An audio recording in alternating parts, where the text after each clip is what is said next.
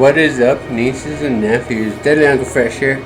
Stopping in to talk to you about fragrances, because that's what I do on my channel. Anyhow, whether you're just starting out or you're building a collection such as me, I figure I'd stop in and give you a few tips on things to watch out for, things to do, things not to do, things I've learned along my journey of this collection so far. And trust me, it's not slowing down. Well, it is slowing down, but it's not going to stop anytime soon. What I'm saying is, I got hooked into it, and now I'm just adding on and adding on. So, a few things you should know. Do your research, notes, watch YouTube channels, and get some information from them. I don't always trust them. Sometimes they hype up a fragrance that's not supposed to be hyped up, but you know, people's opinions. They love it. They're gonna hype it up, right? But yeah.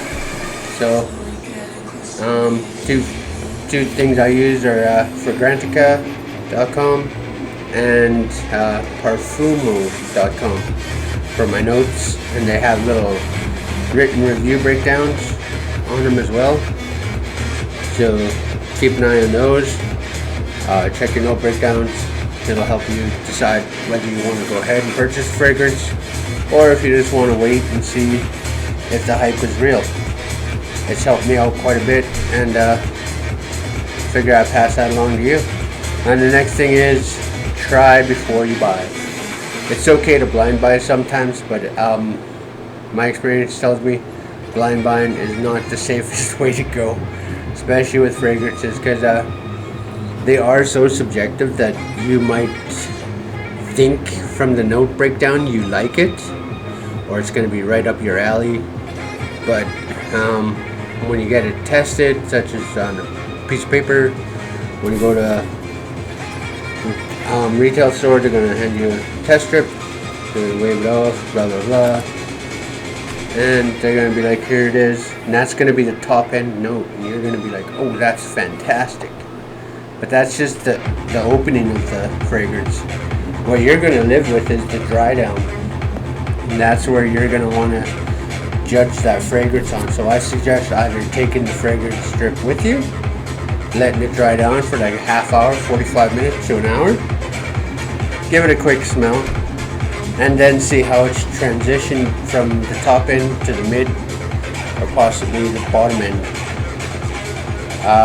I did that with one fragrance. That was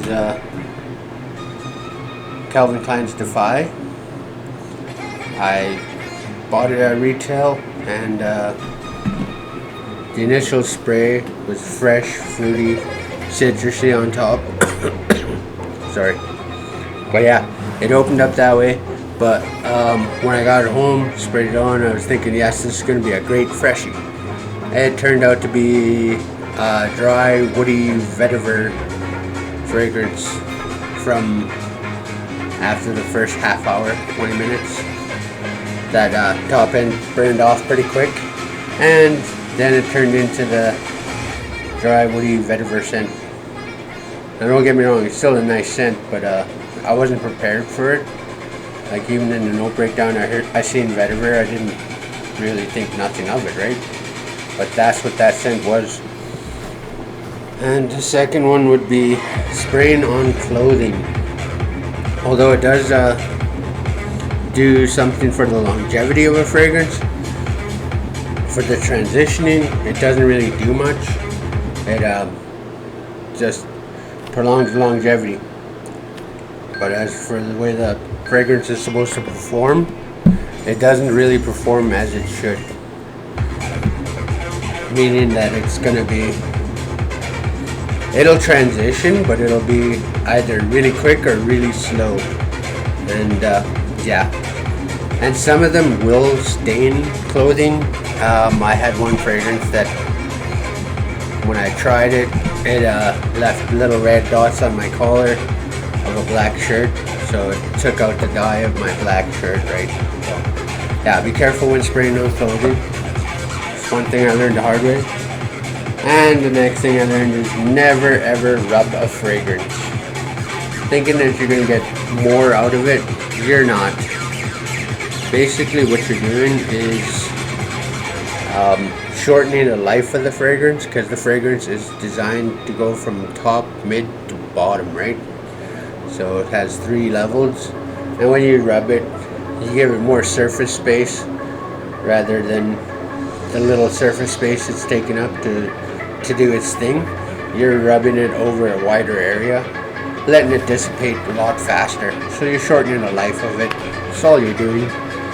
You're not getting any better performance, any worse performance out of it.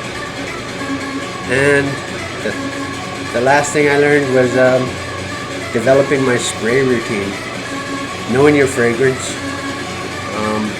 knowing how it performs, the longevity, and all of that is important to getting a spray routine down to where you're comfortable with it. My spray routine is about 8 to 10 for my freshies. I'm gonna have to remember how to develop a routine for my winter amber fragrances, because that's coming up pretty quick. So I'm gonna have to remember which perform, because they are denser, they're thicker, they're gonna project more, and they're gonna last longer. So I won't have to spray as much, but with my spray routine, I think it's pretty safe for any fragrance I'm wearing.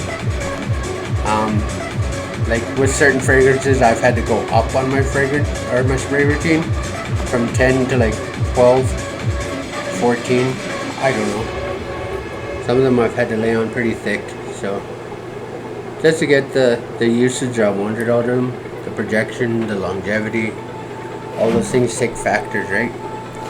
But yeah, these are the things I've learned building my collection, and I figured I'd share them with you.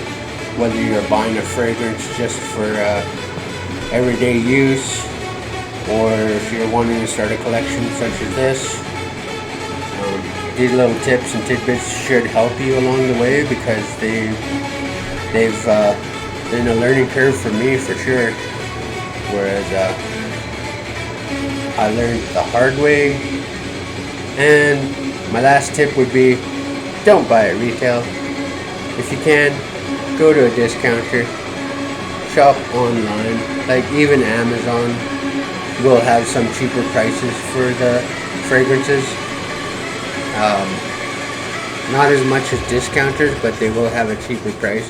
eBay is a good place to look.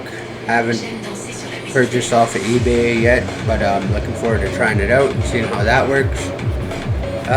Yeah, so those are my tips for purchasing a fragrance or starting a collection, or help you through your collection. Maybe you got like a collection of 4, another one up to 40, who knows. But yeah, I figured I'd come on, share those with you, because I had to learn those the hard way, and some of them cost a lot of money to learn, and maybe if I could save you some dollars, that's great. Alright, that's Deadly Uncle Fresh's advice for the day. Stay deadly fresh, people.